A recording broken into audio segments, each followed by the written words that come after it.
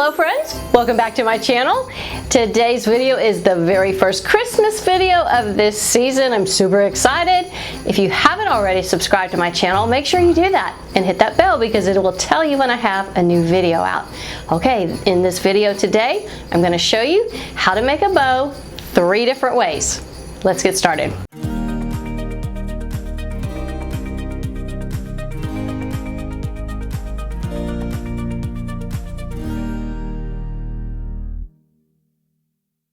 Before we get started, I really like to choose ribbon that is wired. It helps keep the bow's shape, and when you go to store it for the next year, I put tissue in the little loops and it lasts perfectly well in a storage bin. Wired ribbon tends to last a lot longer. All right, to make these bows, all you're going to need is ribbon, scissors, and floral wire. The first bow I'm going to show you how to make is a 4-looped bow, and I'm going to have a little loop in the middle because that's what hides the floral wire. This is probably the one bow I make the most. So unroll your ribbon a little bit and roll it out a little bit depending on how long you want to keep your tail. But remember, we're going to trim the tail, so always add just a little bit more.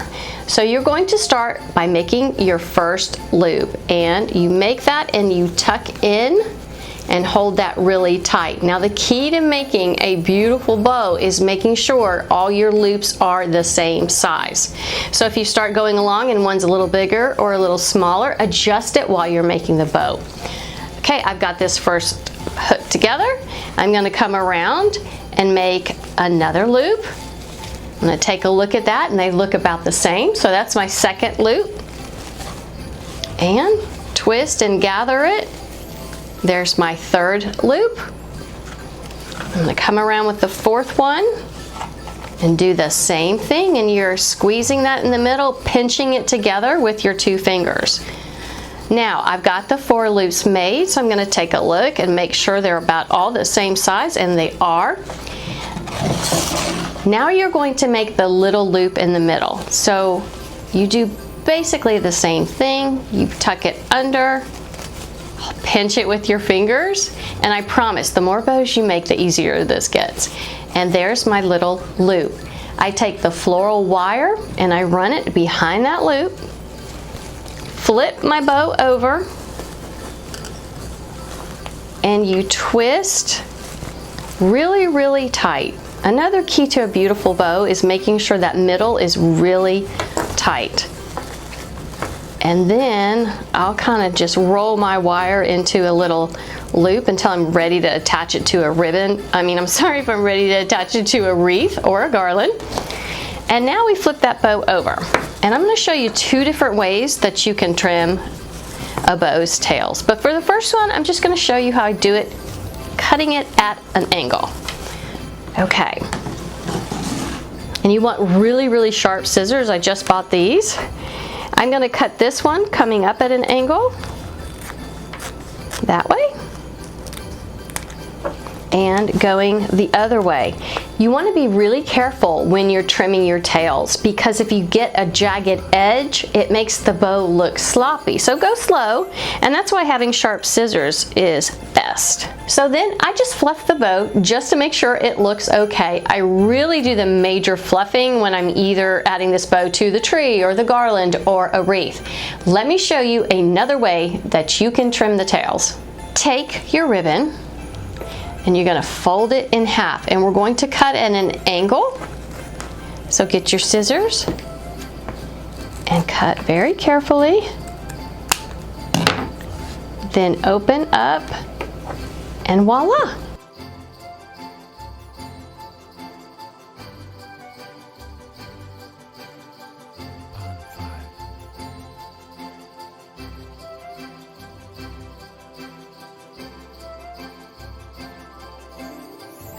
For the second bow, I'm actually going to make a 6-loop bow, but instead of having that little loop in the middle, I'm actually going to use some of the ribbon to tie it off in the middle.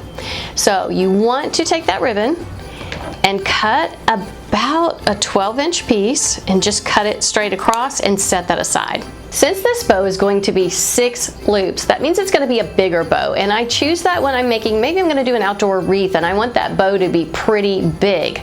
I also want the tails to be pretty long.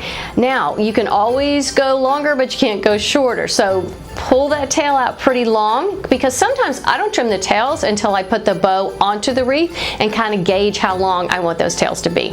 First thing is to pull out enough ribbon to make a really long tail. Now I'm going to start by making the loops. And just like the first bow that I did, you just want to keep your loops all the same size. You start with that first one. He's going to be your pattern. And then you start with the second one. And you keep doing it just like the first bow, except you're doing 6 loops, 3 on each side. So just like the first bow, I don't make 3 loops on one side and 3 loops on the other. I'm alternating. This helps me keep my loops all the same size. So in my store, we sell a lot of Christmas ribbon. We also offer a service to make bows, because some people don't know how to make bows. And someone asked me, how many do you think you make during the holidays?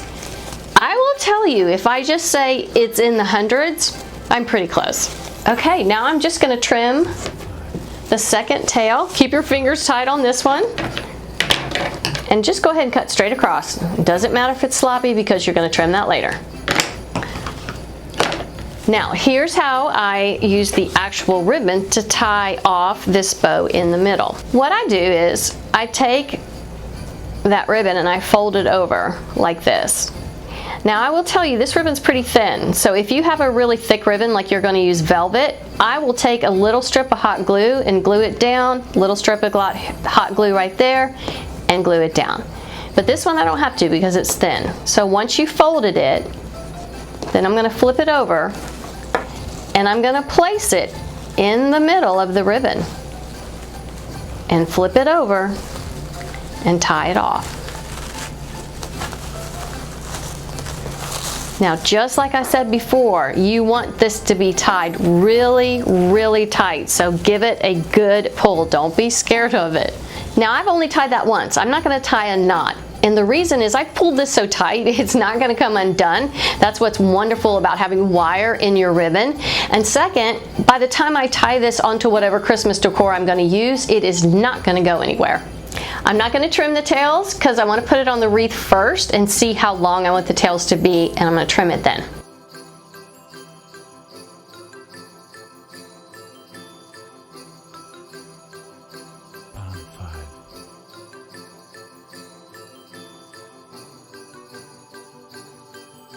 Okay, bow number 3 is going to be super fun. We're actually going to use 3 different ribbons. This is my first one. It's a little bit thicker. And then my second one, and then for my third one, we're going to put a pop of almost a cranberry red and velvet ribbon. So don't get intimidated. I promise this is not going to be hard. We're going to go step by step. We're going to start off with the whitest ribbon, and we're just going to make 4 loops, and you already know how to do that. So again, keep your tail a little bit long. We can trim that later. And let's make our 4 loops, pinching in the middle. Now, some ribbon that's a little less expensive will not have the same pattern on the front and back. More expensive ribbon that you get, then you'll find that it's both on both sides. And it's the same with velvet. Velvet ribbon that's a little more expensive is going to have velvet on both sides, but that's okay. We're going to work around that.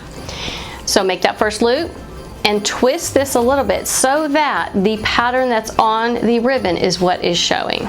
Make your second loop, twist it, make that third loop, and again I'm alternating sides. I'm not doing 2 on one side and 2 on the other. Twist it so that pattern shows until you've got your 4 loops, and we've got those pinched in the middle.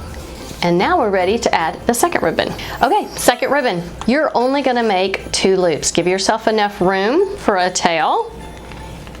And for this loop, make it just a little bit smaller than the 4 loops you just made. And that is it. I have just made 2 loops, just a little bit smaller. Go ahead and trim your ribbon, and we're going to move on to the third. The last ribbon, this beautiful yummy cranberry color, we're going to make 3 loops, and you can make those the same size as that second ribbon. Give yourself enough room for a tail and pinch that velvet in the middle and make 3 loops.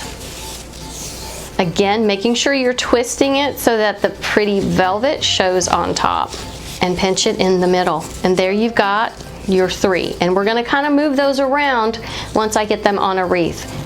But after you do that, trim your tail, and take your floral wire, do the same thing as we talked about before, put it in the middle and turn your bow over, and again, make sure this is super, super tight. Twist it a little bit, and then get it ready to put on a wreath.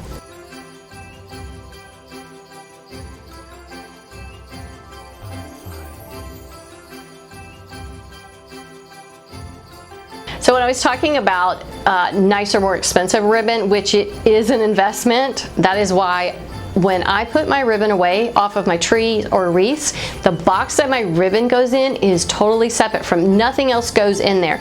And I put tissues in each loop.